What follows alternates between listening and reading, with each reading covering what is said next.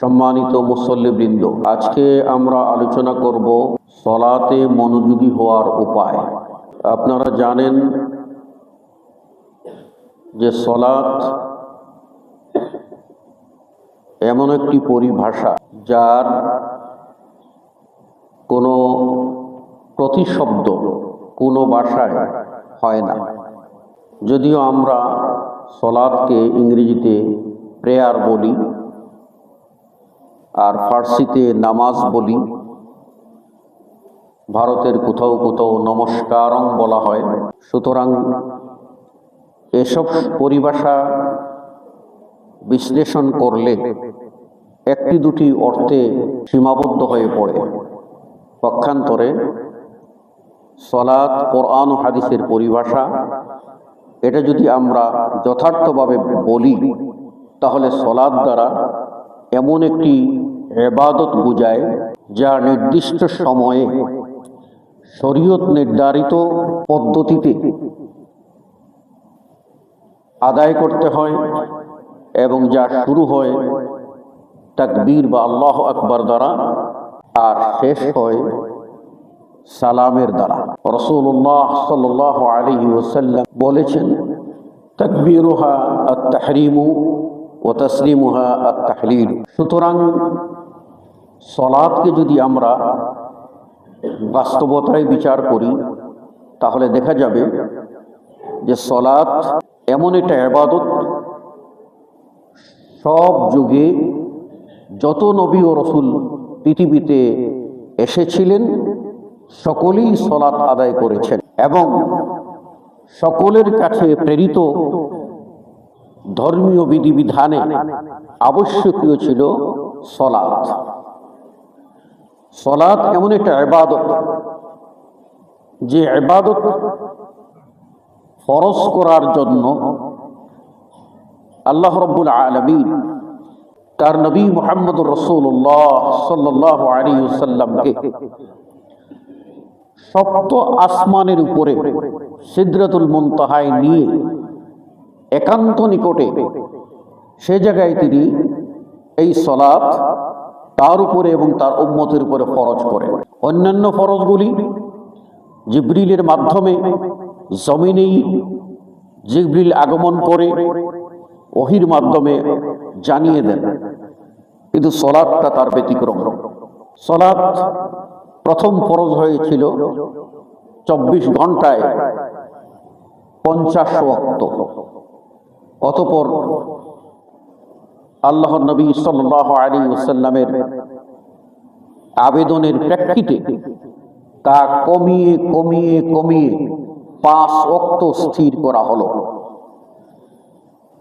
প্রিয় নবী সাল্লাল্লাহু আলাইহি ওয়াসাল্লাম যখন এই 5 ওয়াক্ত সালাত নিয়ে আসছিলেন তখন আল্লাহ রাব্বুল আলামিন ঘোষণা দিয়ে বলেন, ইয়া মুহাম্মদ, হে মুহাম্মদ, ইন্নাহু লা ইউবাদদিলুল কওল লাদাই, নিশ্চয়ই আমি আল্লাহর কাছে কথার কোনো পরিবর্তন হয় না। সমাজে কথা আছে, হাকিম লড়ে হুকুম লড়ে না, কিন্তু আল্লাহ রাব্বুল আলামিন এমন হাকিম, তিনিও নড়েন না, তার হুকুমও নড়ে না। তিনি বলেছেন 50 ওয়াক্ত ফরজ।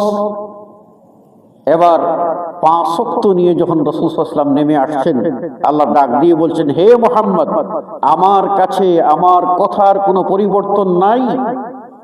তোমার এই উম্মত এই 5 ওয়াক্ত সালাত যদি আদায় করে তাহলে আমি আল্লাহ রাব্বুল আলামিন আমার কথা মতো দৈনিক 50 ওয়াক্ত সালাতের নেকি তার আমলনামায় দান করব। সালাত এমন একটি ইবাদত যে ইবাদত ঈমানদার এবং কাফিরের ভিতরে পার্থক্য নির্ধারণকারী ইবাদত। আল্লাহ রাসূল সাল্লাল্লাহু আলাইহি ওয়াসাল্লাম বলছেন যে আল আহদুল্লাযী বাইনানা ওয়া বাইনাহুম আস-সালাহ। সালাত হচ্ছে এমন একটি ইবাদত যে ইবাদতের মাধ্যমে মানুষ আল্লাহর সবচেয়ে নিকটে পৌঁছে। রাসূলুল্লাহ সাল্লাল্লাহু আলাইহি ওয়াসাল্লাম বলছেন, ইন্নামা ইউনাজি রাব্বাহ, যখন একজন বান্দা সিজদায় যায় তখন যেন সে মনে মনে কানে কানে আল্লাহর সাথে কথা বলে। সালাত এমন একটি ইবাদত, যে ইবাদত অন্য কোনো ইবাদতের সাথে তার কোনো তুলনা চলে না। আপনি যদি বলেন যে আমরা যাকাত দেব, আমরা সিয়াম পালন করি, আমরা হজ করি, সবগুলি যদি আপনি সামনে আনেন তাহলে ব্যতিক্রম পাবেন সালাত। সালাত যা দেহ ও মন দিয়ে আদায় করতে হয়।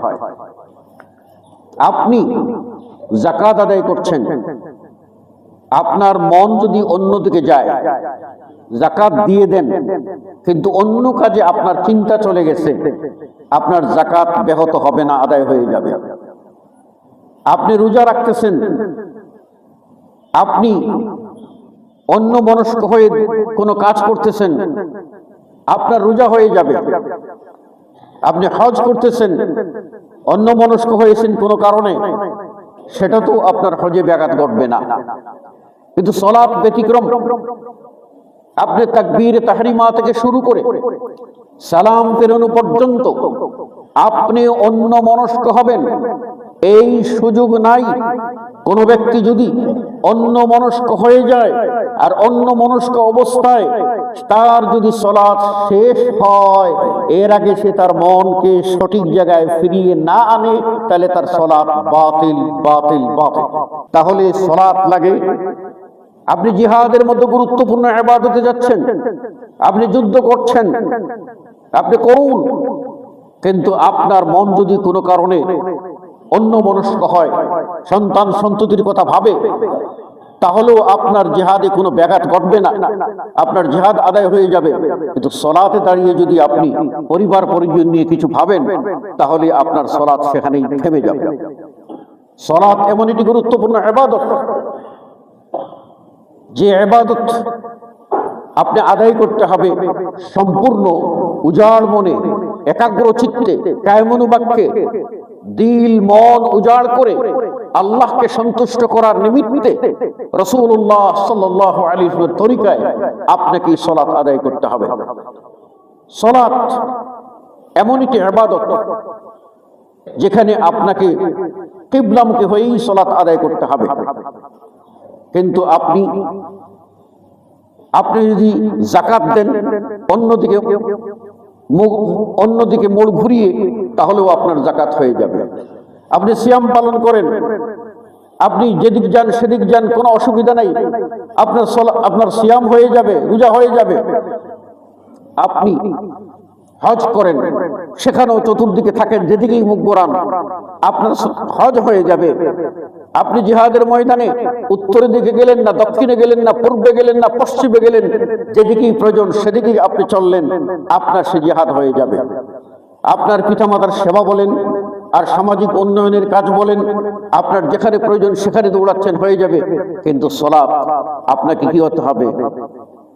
ইন্নী ওয়াজ্জাহতু ওয়াজহিয়া লিল্লাযী ফাতারাস সামাওয়াতি ওয়াল আরদা হানিফা, সেদিকেই আপনাকে মনোযোগী হয়ে সালাত আদায় করতে হবে। সেটা হলো কিবলা, ফাওয়াল্লি ওয়াজহাকা শাতরাল মসজিদিল হারাম।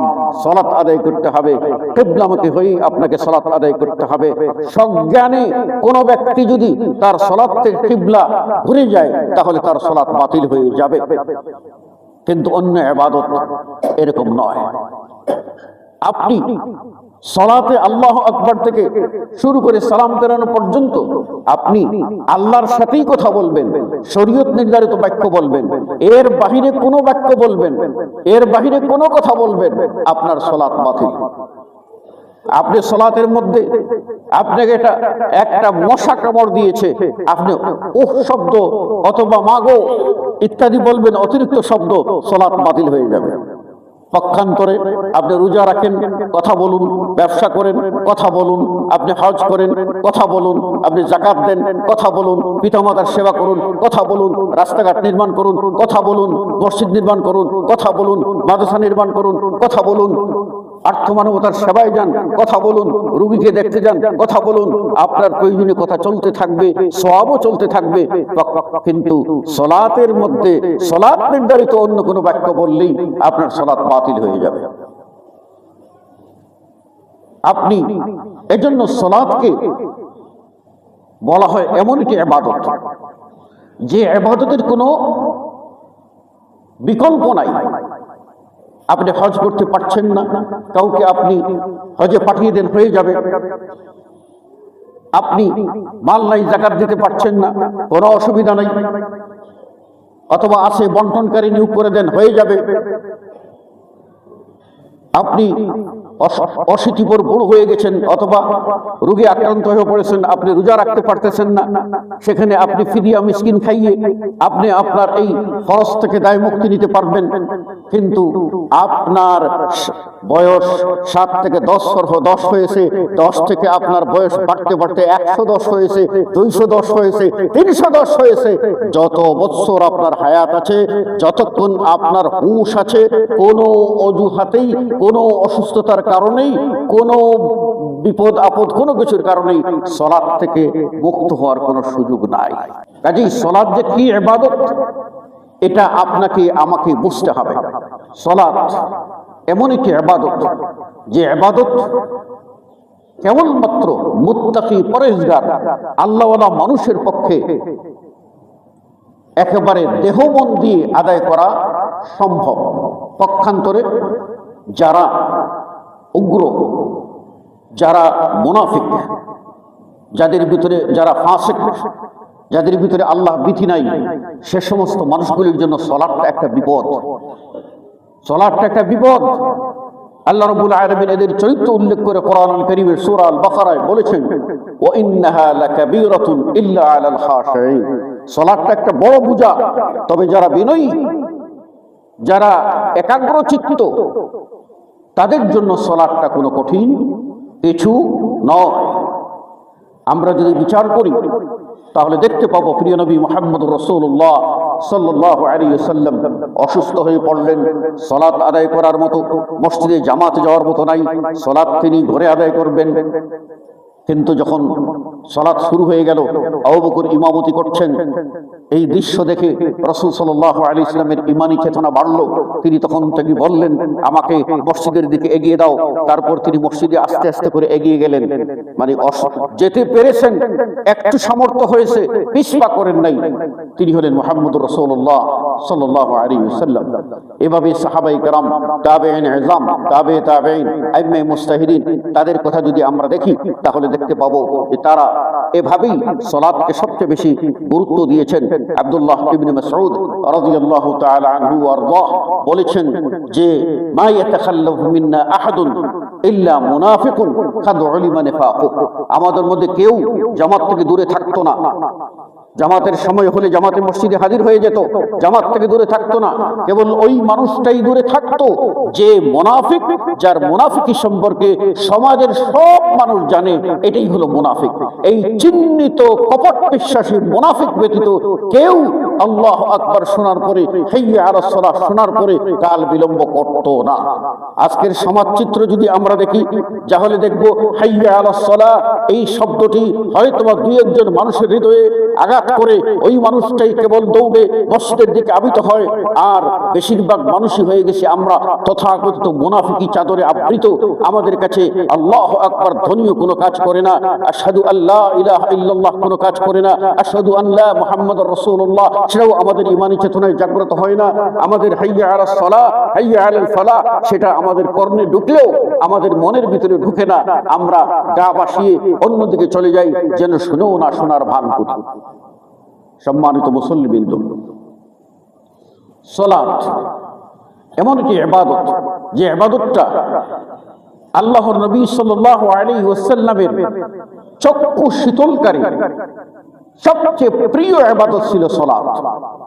এজন্য তিনি বলছেন, ও জুইলাত কুররাতু আইনি ফিস সালাত, এই সালাতের ভিতরে আমার চোখকে শীতল করা, অর্থাৎ সবচেয়ে আনন্দদায়ক, সবচেয়ে তৃপ্তিদায়ক, সবচেয়ে মজার ইবাদত হচ্ছে আমার কাছে সালাত। এই সালাত আদায় করলে আমি সেই মজাটা পাই। অপর হাদিসে রাসূল সাল্লাল্লাহু আলাইহি ওয়াসাল্লাম বলছেন, তার অভ্যাস ছিল যে ইজা হাজাবাহু আমরুন আও ফাজিআ, আল্লাহ নবী সাল্লাল্লাহু আলাইহি ওয়াসাল্লামের জন্য কোন সময় হঠাৎ করে কোন আচমকা কিছু দুঃসংবাদ আসলে অথবা কোন বিপদ আসলে, যেমন হঠাৎ মেঘের গর্জন, হঠাৎ ঝড় বৃষ্টি, হঠাৎ আপনার দেখা গেল হঠাৎ চন্দ্রগ্রহণ, সূর্যগ্রহণ, এরকম কিছু যখন সমস্যা আসতো, আল্লাহ নবী সাল্লাল্লাহু আলাইহি ওয়াসাল্লাম তখন বেলালকে বলতেন, আরিহনা বিহা ইয়া বেলাল, বেলাল তুমি কোথায়? তুমি আমাকে সালাতের সেই ঘোষণা দাও, আমি সালাত আদায় করি, সালাতে গেলেই আমি সেই শান্তিটা পাই, সব টেনশন দূর হয়ে যায় সালাতের মাধ্যমে। সুতরাং সালাত যে কত বড় গুরুত্বপূর্ণ ইবাদত আমাদের বুঝতে হবে। সম্মানিত মুসল্লিবৃন্দ, একজন মানুষ যখন সালাত আদায় করে তখন সালাতের মধ্যে সে কিরকম শান্তি পায়, এটা একজন মানুষের আল্লাহর সাথে সম্পর্ক কতখানি তার উপরে নির্ভর করে। মানুষ যখন আল্লাহর সাথে গভীর সম্পর্ক তার বেশি হয়, তার পরকালের চিন্তাটা আসে, মরণের চিন্তাটা আসে, তখনই মানুষ আল্লাহর দিকে রুজু হয়, আল্লাহর দিকে ফিরে যায় এবং সালাত আদায় করে। কেননা সালাত হচ্ছে এমন একটি ইবাদত, প্রিয় নবী সাল্লাল্লাহু আলাইহি ওয়াসাল্লাম বলেছেন, আউয়ালু মা ইউহাসাবু বিহিল আবদু ইয়াউমাল কিয়ামাতি আস-সালাহ, কিয়ামতের মাঠে বান্দার আমলের মধ্যে সর্বপ্রথম আমলের হিসাব নেওয়া হবে সালাতের। ফাইন সালুহাত সালুহা সাইরু আমালি, যদি সালাতের সঠিক হয় তাহলে তার অন্যান্য ইবাদতগুলি কবুল হবে, অন্যান্য ইবাদতগুলি আল্লাহ গ্রহণ করবেন। ওয়া ইন ফাসাদাত ফাসাদাত সাইরু আমালি, আর যদি তার সালাত ফাসিদ হয়ে যায়, সালাতের জবাব সে সঠিক দিতে পারে না, সালাত আদায়কারী হিসাবে সে থাকে না, সেই মানুষটা আর সে কি করতে পারবে না, তার অন্য কোনো ইবাদত আল্লাহর কাছে অ্যাকসেপ্ট হবে না, কবুল হবে না। মনে রাখবেন, যারা জাহান্নামে যাবে, এই জাহান্নামী মানুষগুলি সমাজেরই মানুষ ছিল, তারা সালাত আদায় করতো না। আবার একদল মানুষ সালাত আদায় করতো, তারা জান্নাতে যাবে, বেহেশতের মধ্যে আনন্দ করবে।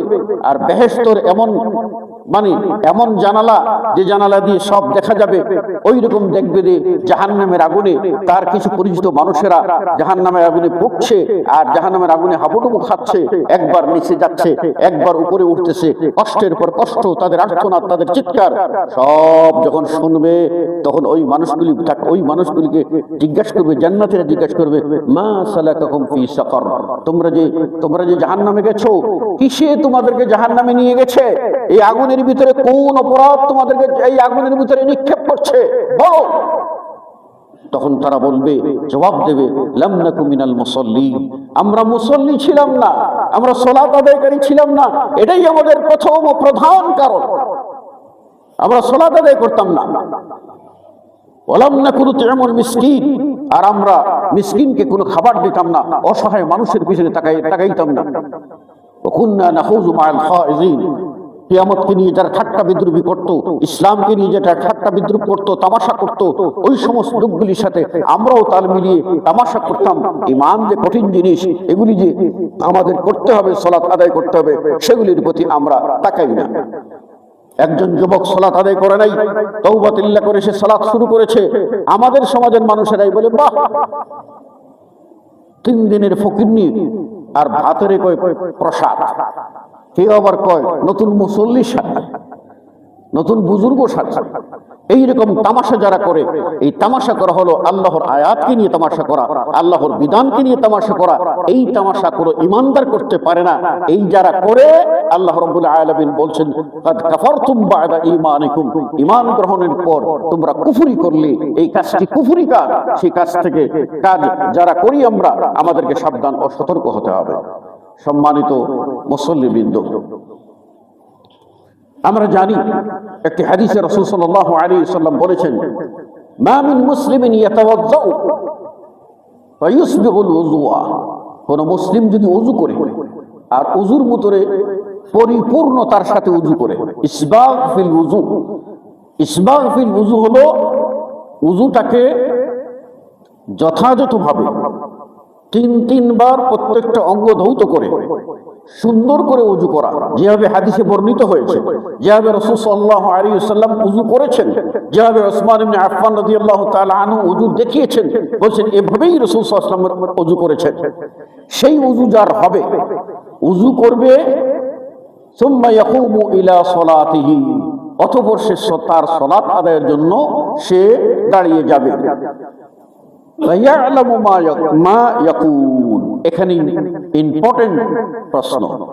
ওযু করতে পারে অনেক মুসল্লি, আবার মসজিদেও আসতে পারে অনেক মুসল্লি, কিন্তু 3 নম্বর যে কথা বলা হয়েছে ইয়ালামু মা ইয়াকুল, সে আল্লাহু আকবার থেকে শুরু করে সালাম ফিরানো পর্যন্ত যা কথা বলল, এখানে কার সাথে কথা বললো? আল্লাহর সাথে। অর্থাৎ সালাত আল্লাহু আকবার থেকে নিয়ে শুরু করে সালাম ফিরানো পর্যন্ত যে তাসবিহ পাঠ করলো, যে আয়াতগুলি পাঠ করলো, যে তাশাহুদ পাঠ করলো, যে দরুদ ইব্রাহিম পাঠ করলো, যে দোয়া মাসুরা পাঠ করলো, সবগুলি সে বুঝে শুনে পাঠ করে। কি বলছে এটা সে বুঝে। ম্যাক্সিমাম মানুষ আমরা এই প্রশ্নে ব্যর্থ।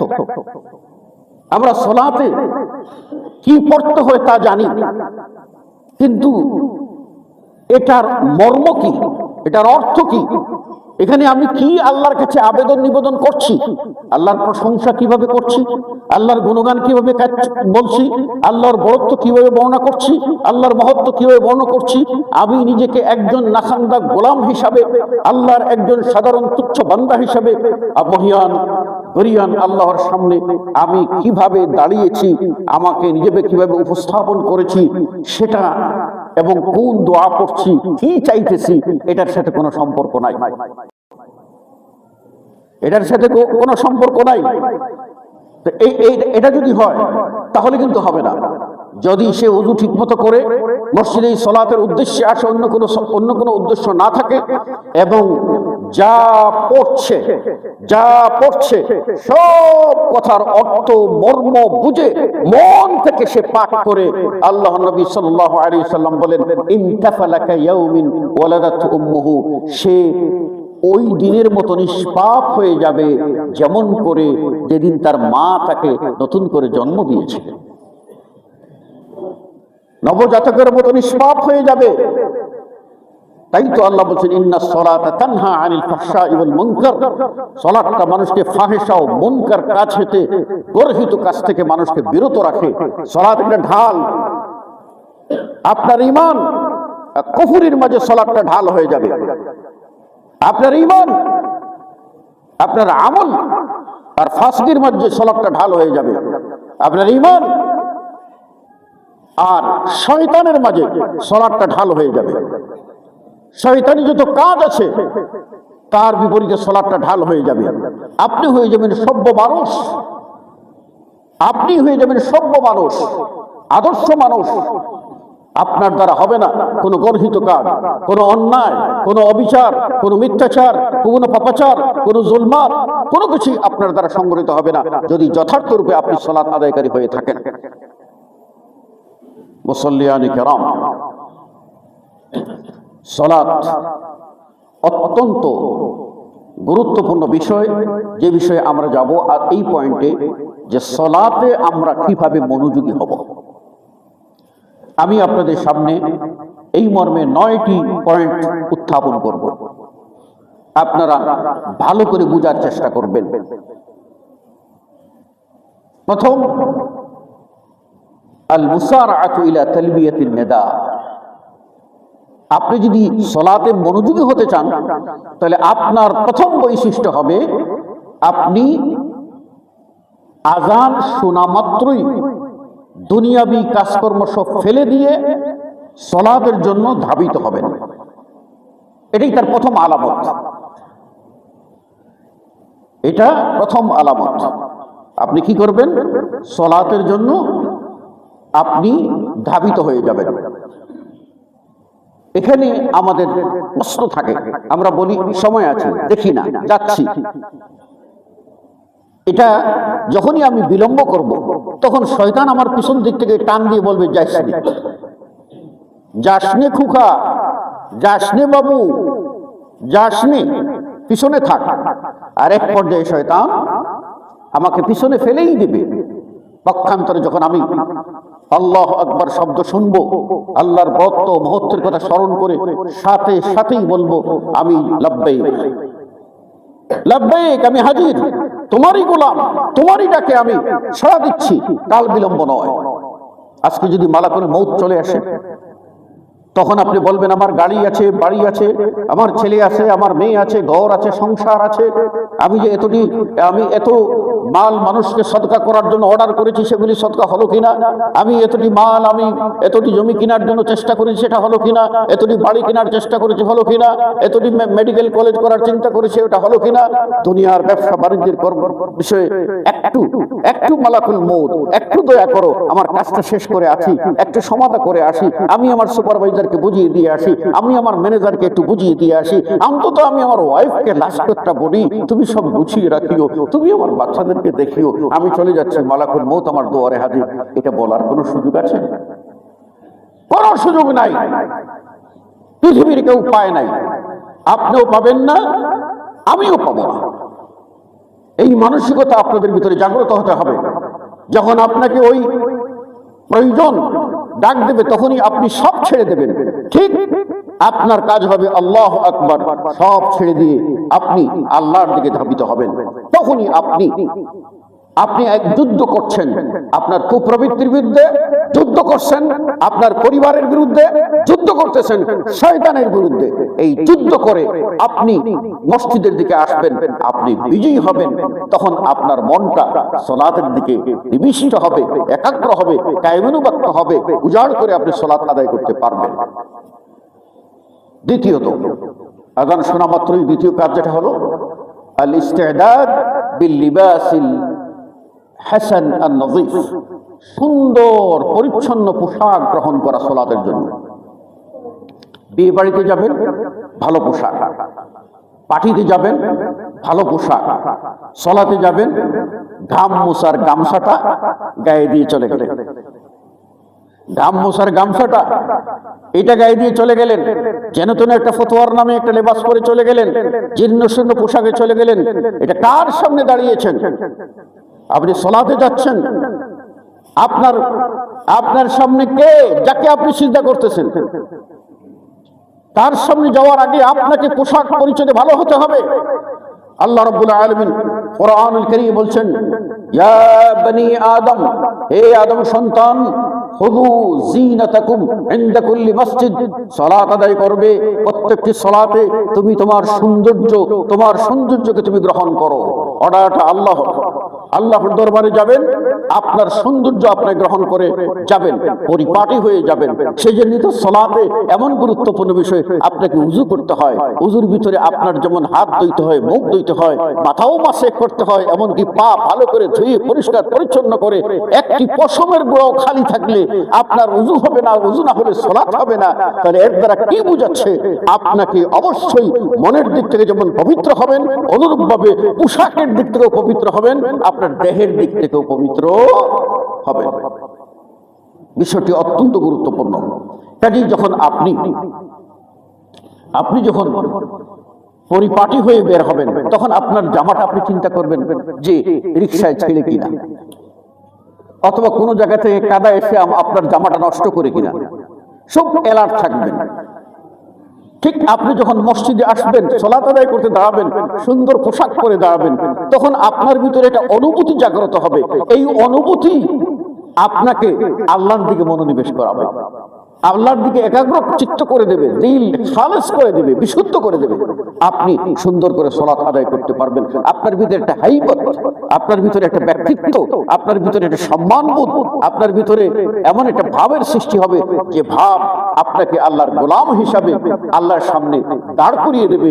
আপনি ডানেও তাকাবেন না, বামেও তাকাবেন না, সামনেও তাকাবেন না, পিছনেও তাকাবেন না, সিজদার স্থানের দিকে তাকিয়ে থাকবেন। আপনার চোখ দিয়ে পানি আসবে, পানি না আসলেও হৃদয়ে কাঁপবে, হৃদয়ে কাঁপলে আপনার সব ধরনের শয়তানি ওয়াসওয়াসা আপনার থেকে দূর হয়ে যাবে। তৃতীয়ত, সালাত আদায়ে কোনো প্রতিবন্ধকতা এটা থাকতে পারবে না। সব প্রতিবন্ধকতা দূর করে আপনি আসবেন। যেমন আপনার পেশাবের বেগ হয়েছে, আপনি বললেন ওযুটা আছে, সালাতটা আদায় করি, পরে গিয়ে পেশাব করব, কারণ পেশাব করলেই তো আমার ইস্তিনজা করতে হবে, ওযু করতে হবে। অথবা আপনার মল ত্যাগের বিষয়টা প্রয়োজন হয়ে পড়েছে, আপনি বললেন একটু চাপ দিয়ে তো রাখা যায়, এখন তো বয়স আছে, পরবর্তীতে দেখা যাবে, সালাতটা আদায় করি। আল্লাহ নবী সাল্লাল্লাহু আলাইহি ওয়াসাল্লাম বলেন ওই যে ওয়াসওয়াসা, আপনার পেশাব পায়খানার চাপ থাকবে আর আপনি সালাতে চলে যাবেন, তখন সব সময় ওটাই আপনাকে চাপ দেবে, মনটা আপনার সালাতের দিকে থাকবে না। আর মন না থাকলে সালাত হবে না। সেই জন্য রাসূল সাল্লাল্লাহু আলাইহি ওয়াসাল্লাম বলেছেন লা সালাতা বিহাযরাতি তাআমিন ওয়ালা মা'a মুদাফাআতিল আখবাসাইন। একজন ব্যক্তির খাবার হাজির হয়েছে, সুন্দর করে ইলিশ মাছ ফ্রাই করেছে, আপনি এটা রেখে বললেন সালাতটা আদায় করি, সালাতের মধ্যে ইবলিস বলবে এত সুন্দর বড় পিস, একটু দেরিতে যদি যাস তাহলে দেখবি বড় পিসটা আরেকজন নিয়ে নিয়েছে, ছোটটা কি সুন্দর রান দেখছিলাম এমন ভাবে সাজিয়ে রাখছে, তুই যদি যাস তো রান পাবি না, চেস্ট পাবি, ওর ভিতরে কি খাবি, এইসব চিন্তা মনের ভিতরে আপনাকে ঢুকিয়ে দেবে। আর আপনি সালাতের ভিতরে খালি আল্লাহু আকবার, আল্লাহু আকবার, আহারে খাসি, আল্লাহু আকবার, সুবহান রাব্বিয়াল আযীম মনে মনে করবেন, তাড়াতাড়ি করে একটু খালি যাই। এই জন্যই দেখবেন খাওয়ার আয়োজন থাকলে সালাম ফেরানোর পরে মুসল্লিরা 3 ভাগের 2 ভাগ চলে যায়, 3 ভাগের 2 ভাগ চলে যায়। কারণ কি? কথায় বলে খাওয়ার আগে আর মাইরের শেষে। তা আমাদের চিন্তা হলো খাবো তো ওই টেবিলে, যখন পরিষ্কার পরিচ্ছন্ন প্রথম খাবার, এই সময় আমরা খেয়ে ফেলি, পরে যারা আসবে ওই টেবিল পরিষ্কার করবে তো দেবে, তারপরে খাবো। লাস্টে যদি গোশত ইচ্ছা ছিল পেট ভরে খাবো, এখন যদি গিয়ে 2 পিস পাই, এই চিন্তা আমাদের ভিতরে ঢুকে আমরা মানুষ। এই জন্য রাসূল সাল্লাল্লাহু আলাইহি ওয়াসাল্লাম বলেছেন খাবার হাজির, তোমাকে খাবারটা খেয়ে নাও, খাবারটা খেয়ে নাও, সালাতটা তুমি পরে পড়ো।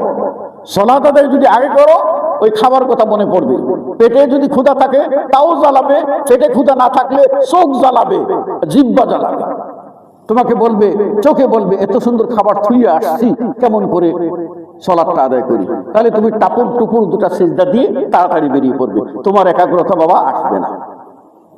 অনুরূপভাবে 2টা খাবিস, আল্লাহ রাসূল সাল্লাল্লাহু আলাইহি ওয়াসাল্লাম বলেছেন শরীর থেকে নির্গত 2টা অনিষ্টকর, স্বাস্থ্যের জন্য যেটা আর কোনো উপকারী দেবে না, এটা বিষ, সেটা হলো পেশাব এবং পায়খানা। দুটোর চাপ দিয়েছে, এটা ভিতরে রেখে একটু সালাত আদায় করি না, পরিষ্কার পরিচ্ছন্ন হয়ে আসো, পরিষ্কার পরিচ্ছন্ন হয়ে আসো, তাহলে কি হবে? সালাতটা আদায় করতে মন চাইবে, টেনশন নাই, পেটে কোনো চাপ নাই, নাভিতে কোনো চাপ নাই, তাড়াতাড়ি করে সুন্দর করে উজু করে আসলেন, নতুন উজু, মন মানসিকতা ফ্রেশ, আপনার সালাত আদায়ের কথার ভিতরে মন একাগ্র হবেই, চাপ থাকলে হবে না। চতুর্থত, আপনি যখন সালাত আদায় করবেন তখন আপনি মনে করবেন যে এই সালাতটাই আপনার জীবনের শেষ সালাত। কারণ হয় আমার সালাতে মৌত হবে, না হয় সালাম ফেরানোর পরে মৌত হবে, অথবা সালাম ফেরানোর আগে মৌত হবে। সুতরাং জীবনের শেষ নামাজটা, শেষ সালাতটা আমি আল্লাহর বাস্তে নিবেদন করে আমার যত কথা, সব কথা আল্লাহকে বলি। একজন মানুষ যদি এইভাবে সালাতের ভিতরে দাঁড়ায়, তাহলে বলুন তো ওই মানুষটার সালাতে মন অন্যদিকে যাবে? কোনোদিনও যাবে না। এই জন্য রাসূল সাল্লাল্লাহু আলাইহি ওয়াসাল্লাম তিনি বলছেন যে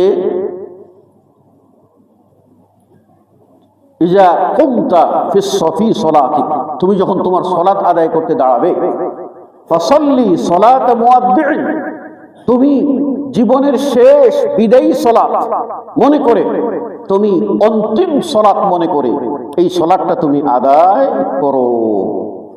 আনাস ইবনে মালিক রাদিয়াল্লাহু তাআলা আনহু থেকে উপর হাদিসে আসছে, তিনি বলেন উযকুরিল মাউতা ফি সালাতিক, সালাতের মধ্যে যদি কিছু স্মরণ করতে হয় তাহলে মৃত্যুর কথা স্মরণ করো, নামাজের মধ্যে যদি কিছু মনে করতে হয় তাহলে মৃত্যুর কথা মনে করো। ফাইন্না রাজুলা ইযা যাকারাল মাউতা ফি সালাতিহি, যখন কোনো বান্দা সালাতে মৌতের কথা স্মরণ করে, লাহাররা, তখন সে চেষ্টা করে আন ইউহসিনা সালাতাহু, সে সালাতকে সুন্দর করতে সে চেষ্টা করে, মনে করি এটাই শেষ সালাত। সুতরাং এটা মনের ভিতরে যখন আসবে তখন সে একাগ্রচিত্তে সালাত আদায় করার চেষ্টা করবে। পঞ্চম নম্বর, আপনি যখন সালাত আদায় করবেন আপনি সুন্দরভাবে কোরআনের যাটুকু পড়বেন সুন্দরভাবে আপনি তেলাওয়াত করবেন। রাত্তিল হাসিন সাওতাকা বিল কোরআন, কোরআন যখন পড়বেন সূরাতুল ফাতিহা 7টি আয়াত একদমে পড়ে ফেললেন, সালাত হয়ে যাবে, সুন্নতের খিলাফ হবে, আপনি এটার মর্ম বুঝবেন না। যখন আপনি 7টি আয়াতে থেমে থেমে পড়বেন তাহলে সুন্নত মোতাবেক হবে, প্রত্যেকটি আয়াতের অর্থ বুঝবেন, আপনার মন তখন বিগলিত হবে, আপনার মন তখন আল্লাহর দিকে রুজু হবে, আপনি সালাতের মধ্যে মজা পাবেন। এটাই হলো সালাতের বৈশিষ্ট্য।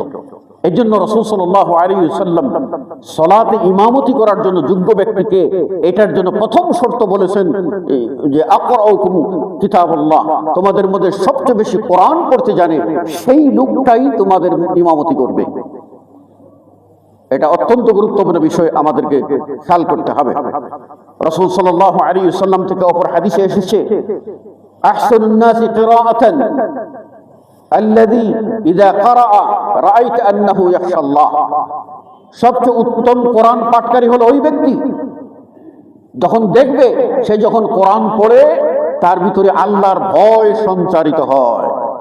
এজন্য রাসূলুল্লাহ সাল্লাল্লাহু আলাইহি ওয়াসাল্লাম সালাত আদায় করতেন, সালাতের ভিতরে তার বুকে এই যে ছোট পাখির বাচ্চারা যেরকম কিচির মিচির একটা হয় সেই রকম রাসূল সাল্লাল্লাহু আলাইহি ওয়াসাল্লামের বুকে কান্নার ভিতরে রোল থাকতো এবং কাঁদতেন। সালাত আদায় করার সময় জান্নাতের আয়াত পেলে সেখানেও তিনি আল্লাহর প্রশংসা করতেন, আশা ব্যক্ত করতেন। জাহান্নামের ভয়াবহতার কথা আসলে রাসূল সাল্লাল্লাহু আলাইহি ওয়াসাল্লাম কেঁদে দিতেন, কোথায় কোরআনের মর্ম আর কোথায় আমরা সালাত আদায় করি, আমরা শুধুমাত্র রসুল পালন করি, তার মর্ম উপলব্ধি করতে পারি না। অনুরূপভাবে আপনার আমাদেরকে সবসময় চিন্তাশীল হয়ে পড়তে হবে। আল্লাহ রাব্বুল আলামিন কোরআনুল কারীম বলছেন, কিতাবুন আনজালনাহু ইলাইকা মুবারাকাল লিয়াদাব্বারু আয়াতিহি ওয়া লিয়াতাযাক্কারা উলুল আলবাব। কোরআন এমন একটা কিতাব, এটা হলো মুবারক এবং মানুষ যেন এটা চিন্তা করে কি এর ভিতরে আছে, আর জ্ঞানীরা এর থেকে উপদেশ গ্রহণ করে। তাহলে আমরা কি হব? জ্ঞানী হব, উপদেশ গ্রহণকারী হব, না আমরা ঠসা হয়ে যাব, আমরা বুঝবো না, কোরআনের দিকে আমাদের কোনো গুরুত্ব থাকবে না। এটা আমাদের সকলকেই খেয়াল করতে হবে। আপনাদেরকে আপনার 6 নম্বরে বলছি, যেটা হলো কোরআনের আয়াত নিয়ে অনুধাবন করা, অর্থ করা, সুন্দর তেলাওয়াত 5 নম্বর, 6 নম্বর কোরআনের আয়াতকে তাদাব্বুর করা, আর 7 নম্বর সেটা হলো আপনি যখন সালাত আদায় করতে গিয়েছেন তখন আপনি কার সামনে দাঁড়িয়েছেন, তার আযমত, তার মহত্ব, এটা আপনি বারবার অনুশোচনার মধ্যে নিয়ে আসবেন। যখনই এটা আনতে পারবেন সালাত আদায় করতে আপনার মন চাইবেই। অনেক ঘটনা আছে, সাহাবাদের মধ্যে অনেক ঘটনা আছে, তীরের আঘাত করেছে, ফলা ঢুকে গেছে, বের করা মুশকিল, সালাত আদায় করতেছেন, বের করে ফেলা হয়েছে, তারা টেরও পান নাই। এর নাম হলো সালাত। অতএব আমি বলবো সালাত আদায় করুন, সালাতের ভিতরে মনোযোগী হন এবং যা করলে সালাতে আপনার একাগ্রতা সৃষ্টি হবে সেই ভাব নিয়ে মসজিদের ভিতরে প্রবেশ করুন। আর এটা বাজার নয়, এটা রাজনৈতিক মঞ্চ নয়, এটা আল্লাহর ঘর, বাইতুম মিন বুয়ুতিল্লাহ, এটা আল্লাহর ঘর। সেখানে আসবেন আল্লাহর একজন গোলাম হিসাবে, একজন দাস হিসাবে, অহংকারী হিসাবে নয়। এটাই যদি আপনার মনের ভিতরে আনতে পারেন যে আমি আল্লাহর একজন গোলাম, আমি গোলামি করার জন্য আমার রবের দরবারে আমি হাজিরা দিতে যাচ্ছি, তখনই আপনার মনে একাগ্রতা আসবে, আপনার মন নরম হবে, আপনি সালাতের ভিতরে সুমিষ্টতা পাবেন, স্বাদ পাবেন, সিজদা দিলে মাথা উঠাইতে চাইবেন না। আল্লাহ রাব্বুল আলামিন আমাদের সকলকে সত্যিকারের মুসল্লি এবং অন্তরে বিশুদ্ধ চিত্তে পূর্ণ মনোযোগী হয়ে সালাত কায়েমকারী হিসেবে আল্লাহ রাব্বুল আলামিন আমাদের সকলকে কবুল করুন, আমিন। আকুলু কওলি হাযা আস্তাগফিরুল্লাহ লি ওয়া লাকুম ওয়া লিসাইরিল মুসলিমিন।